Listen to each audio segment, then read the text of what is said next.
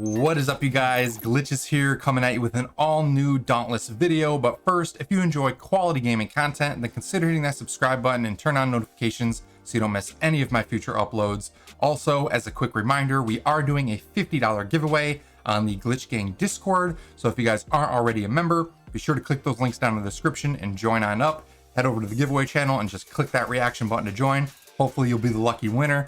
That being said, in today's video, I wanted to do a deep dive on all the changes that are coming with the Omnicell system. I know I posted a previous video with just the news of the Omnicells that were coming to the game, but I did get access to the test server, and with that, some cool in-game footage and some more number crunching and actual information that's pretty useful compared to my previous one that I wanted to go over with you guys. So first things first, right out of the gate, the topic I wanted to cover is the cell changes and the new cells that we're actually going to be getting with this new update. So right out of the gate, the three main previous cells that we have that are going to be changing a little bit are Rage, Etheric Attunement, and Zeal. The changes to Rage are as follows. Instead of it being reliant on having 50% health to give you the bonus, now you can be half or full health, and what it does is every 15 seconds, once every 15 seconds, when you take damage, you'll deal an extra 20% damage for 15 seconds. Now at +3, it's every 30 seconds on the cooldown, so typically you would want to go with the 15 seconds at +6. But this is good and bad in a way. It's good in the sense that it's not reliant on half-life builds anymore. You can get this effective cell usage on a full life build now too. The only downside with it is you lose some synergy with other cells with like things like Predator, because that will rely on you not getting hit at all. So if you have to take damage to use Rage, you're kind of defeating the purpose. They don't really balance out with each other. So that is the one downside, but it is pretty cool that we can use that with full life builds now too. Moving on to Etheric Attunement, however, because everything's going to be changing with our lanterns, anything lantern related with the tap abilities and whatnot, that had to be changed as well. So before, Etheric Attunement gave us a increased percentage to our lantern charge rate, but now because it's a fixed rate, it's going to be giving us a cooldown reduction on that cooldown now. At +3, it'll be giving us a 20% cooldown, and at +6, it'll give us 50% cooldown on our lantern hold ability. Moving on, the next one I wanted to go over is Zeal. Now, normally this increased the effectiveness of the lantern tap. We don't have a tap anymore, we have only a hold. So now it'll be +3, 35% increase lantern ability effectiveness, and +6 will be +65% lantern ability effectiveness. So interesting changes there. And I have a feeling that Zeal in some builds, as well as Etheric Attunement, are going to be pretty useful, because we're going to be gearing our builds a lot more around our powerful lanterns now. So that's pretty cool there. As for new cells, however, we do have two new ones coming. The first of which is Etheric Evasion. What this does is, on dodging through an attack, reduce the cooldown of your lantern ability by another 15%. So you can see that there could be some synergy there with that and things like Zeal to allow you to do that really powerful lantern hold ability more frequently. And then last but not least, probably our main bread and butter one that we're usually used to using all the time in all of our builds, is now called Assassin's Frenzy. This is going to be replacing Wild Frenzy, and what that does is each time you break or assist in breaking a behemoth part, you gain 15% attack speed for a certain period of time, depending on the amount of points you put in. So at +3, it's for 15 seconds, and at +6, it's going to be 30 seconds. So now that Discipline and Iceborne and things that we would use for our Half-Life builds are going to be built into our Omnicells, these changes to the lantern-based cells and the attack speed stuff for Half-Life builds had to be changed a little bit, and so that's why they're making these updates. Moving on, the next thing I wanted to cover is the few armor changes we're going to do, and these were obviously because the Omnicells with Discipline and Iceborne are now built into the Omnicells and not into armor anymore. They are getting rid of the Discipline and Iceborne cell. So things like, for example, the Boreas gear, like the Boreas feet, the Boreas feet and gloves actually used to have Iceborne built into them. Now all of these pieces of gear that had Iceborne previously will have Tenacious built in. So these will be really viable for those shield and full life type builds now for more survivability. So interesting changes there, and I have some unique build videos that I'm going to be making to kind of justify using our go-to like Boreas sets that we did in the early to mid game previously. So yeah, Tenacious is going to be the new cell wherever Iceborne used to be. Moving on, the next big thing that I wanted to go over was the lantern changes themselves, and every single one of them has gotten a buff. As you guys know, because of Omnicells, we no longer have a lantern tap. All we have is a lantern hold ability. So all of the lantern hold abilities on these lanterns were significantly boosted to make them a lot stronger and kind of to compensate for the fact that we have an Omnicell slot now. So right out the gate, first things first, we have the Drask Eye. Obviously, no tap anymore, but for the hold, it will fire a lightning bolt in a direction that deals 400 shock damage multiple times as passed through enemies. Normally, this was only like 150, so a significant increase in that multiple proc shock damage ability. As you see from the clip, you can get upwards of like 1400 damage in just one out of the 4 or 5 shocks that you do. So pretty big changes in damage for each of these lanterns, to be honest with you. Moving on to Embermane's Rapture, no more tap, but for the hold, we do still create the fireball, only now instead of a 5-second delay, it only has a 2-second delay, and it does 3000 blaze damage to nearby enemies. So a big increase in damage on the explosion, and the cooldown on the bomb, well, not the cooldown, but the timer on the bomb is significantly reduced as well, from 5 seconds to 2 seconds. So you don't have to worry about behemoths rolling out of the way and you missing your explosion. It goes off much more frequently now. Moving on to the Koshai's Bloom. Again, they kind of combined the tap and the hold with this one. You dash into a direction, dealing 2750 terra damage to nearby enemies upon arrival, and you gain 15% lifesteal for 10 seconds. So this is one of the few ones where they kind of combined the tap with the hold ability, so it's all in one a little bit. Again, increased damage, but now we get the bonus lifesteal as well on the hold, so that'll be good for the Half-Life builds too, if you want a little more survivability. Moving on to Pangar Shrine.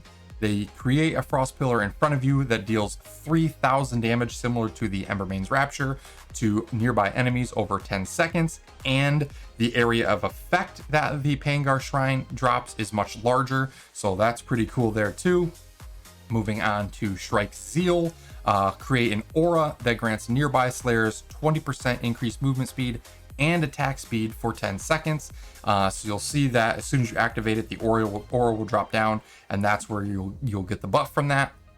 Moving on to Skarn's Defiance, you hold that to surround the Slayer with Swirling Stone, dealing 2750 terra damage. So again, another huge boost in damage output on these lantern hold abilities, and that lasts for 10 seconds, but it will also generate 50 hit point shields per second that expire after 10 seconds. So you're getting some shields off of this, similar to like you got before where you just instantly got them type of thing, but then they disappeared. Now it's almost like a damage over time, a dot for the shields, so you'll be regenerating them over a 10-second period. So this will be a good combination with survivability builds with like the Bastion Omnicell, where you want to build up your shields as quickly as possible to detonate and do that bonus damage. So interesting changes here, and I'm curious to see how we can synergize this with certain shield builds. So that'll be pretty interesting.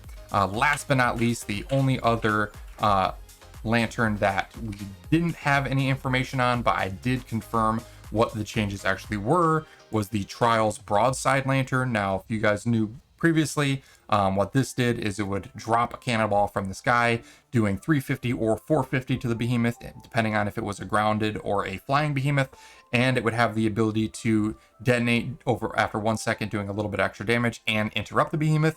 Now that damage has been increased to 2750 damage and can still interrupt behemoths. So big chunk of damage increase on all of these lanterns. Really interesting stuff, and I have a feeling we're going to be building our Omnicell builds around our lanterns a lot more and using different lanterns that we typically wouldn't have previously. So pretty interesting changes there. Moving on, and this is the big one, is the actual Omnicells themselves. Now for the choices, we have Bastion, you leap forward. Now these will, by the way, will have an instant tap ability as well as a passive ability or perk or thing that affects you in some way. So the instant ability on the Bastion Omnicell makes you leap forward doing a slam burst, consuming all shields as a blast of energy on impact, doing damage and stagger damage to all nearby targets equal to the strength of the shield consumed. The passive, however, increases all shields you receive by 15% and reduces your max health by 20%, but that 25% health is replaced with a constant refilling shield that generates and fills up over a 10-second period, or after 10 seconds rather. So any shield build or any shield gaining perk, like Tenacious will be good with this because we're going to be getting shields a lot. The Scarn Lantern could be good for this because we're going to be getting bonus shields from that. Anything that's going to be giving us bonus shields, this Bastion Omnicell is going to be great for, because not only will it give us a ton of survivability, but we'll have that AoE stagger damage detonation we'll be able to do to just wipe our shields down and do a big bonus explosion. So pretty cool change there. The next one, and this is probably the go-to for most people, is Discipline. Like I said, Iceborne and Discipline are both going to be removed from the cell economy because they're now Omni cells.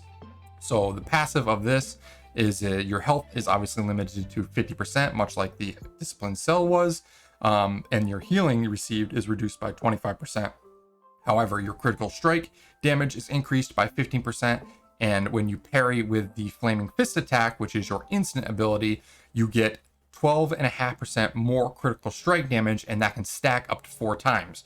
Once you reach those 4 stacks, your critical strike chance is increased by 50% for 20 seconds, and when the Discipline timer ends, your stacks get cleared and you got to get back up to 4 stacks again. Now for the instant ability, this is the Flaming Fist ability that I was talking about in the passive. You perform a quick parrying punch that deals 400 blaze damage, and if you absorb and successfully parry the attack during that window, you do 300% bonus damage and gain a stack of that critical strike damage. And you'll see there's a little skull icon. It'll build up numbers up to 4. Once you hit that 4th number, that's when the Disciplined status will proc, and you'll get that 50% increased critical strike chance for 20 seconds. So really interesting change there, and I'm actually a fan of it because it allows us to free up the Discipline slot for cell economy purposes in our builds and replace those empty slots with new cells that we may or may not have used yet. So pretty interesting changes there. Moving on to Iceborne Omnicell, the instant ability for this allows you to throw an Ice Lance that does 1500 frost damage, double the damage if you throw it at full health. Again, giving more viability to full health builds, not just Half-Life builds. And it also grants ice armor for 8 seconds, providing a 10% lifesteal and invulnerability window. So really cool passive, or instant ability rather, on the Iceborne Omnicell. And the passive perk increases your max health by 100, grants 1% lifesteal and 5% reduced damage. Then again for every 125 missing health. Taking damage also reduces the cooldown of this ability by 5 seconds, once every 5 seconds. So basically how that works is your health is going to be increased, and you get increased lifesteal and damage reduction based on the amount of health you have missing. So you basically become this super tank. And when you're at max health, your instant Ice Lance throw is going to do double damage and give you bonus stats for being at half health. But if you do lose health and you start getting lower health, that will automatically start increasing the amount of lifesteal you get and the amount of damage you do as well to get you back to those full health builds. So really cool hybrid offensive and defensive versatility Omnicell there. Moving on, Wind Fury. This is probably the most underwhelming Omnicell out of all of them, but I have to do some testing with actual mobility perks to try and see how much extra damage we can get out of this. But what Wind Fury does, this is more for your movement speed and attack speed type builds. You have an instant ability which allows you to consume a stack of Wind Fury to instantly teleport or dash to a distant location in front of you, dealing a 500 damage explosion on exit, similar to the Koshai Lantern. And using this ability will refresh the Wind Fury stack cooldown. And as for the passive, it increases damage by 5% for every applied mobility perk. Every time you dodge through an attack, gain a stack of Wind Fury, will increase your attack speed by 5% for 60 seconds, and this effect can stack up to 5 times. So as you can see, the more mobility perks you get, the more your increased damage will be. So that's 5% for every mobility perk. And as you dodge, you're going to be getting bonuses to your attack speed as well. So interesting changes there. And you'll probably not have to worry about attack speed with like things like Assassin's Frenzy and whatnot in these builds if you're running Windfury, because the Omnicell itself will give you pretty much all of the attack speed that you need for your build. So really interesting. So to kind of summarize here, Windfury is going to be your attack speed, movement speed type builds that you're going to want to use this for. Iceborne is going to be your tanky survivability hybrid type of build that gives you your typical health regen and lifesteal. For Discipline, this is your high risk, high reward DPS type build. And Bastion is going to be like your tenacious shield support type build, in my opinion, that is going to allow you to build shields up quick, detonate to do some extra AoE damage, and potentially help out your teammates with the right type of cell builds in your loadout. So interesting changes here, and I'll probably do some build videos as we get more information on these to kind of maximize the potential of all of these Omnicells. And again, if you watch my previous video, they did announce that they're going to be coming out with even more Omnicells in the future. So who knows what they're going to come up with. But yeah, that's pretty much all I got for you guys today. If you found this video informative, be sure to hit that like button, comment down below. I appreciate your guys' feedback. And as always, if you're not already a member of the Glitch Gang, then be sure to click those links down in the description and join on up. We've got hundreds of Slayers in there, always looking for fellow hunters to kill some behemoths with. And again, we're doing that $50 giveaway, so hopefully you'll be the lucky winner. But yeah, that being said, I hope you guys had a great day. I'll see you all in the next one. Later. Thanks so much for watching, you guys. I hope you enjoyed the video. If you did, be sure to hit that like button. Also, if you're looking to join a killer community of like-minded gamers, then be sure to click the link in the description and join the Glitch Gang Discord server. We continue to grow every day, and it's filled with all your favorite game discussion channels, as well as several LFG channels to help you find that perfect group for your next hunt or raid. Lastly, if you're new to the channel and want to keep up to date with all my future content, then consider hitting that subscribe button and turn on those notifications. Hope you all had a great day, and I will catch you on the next one.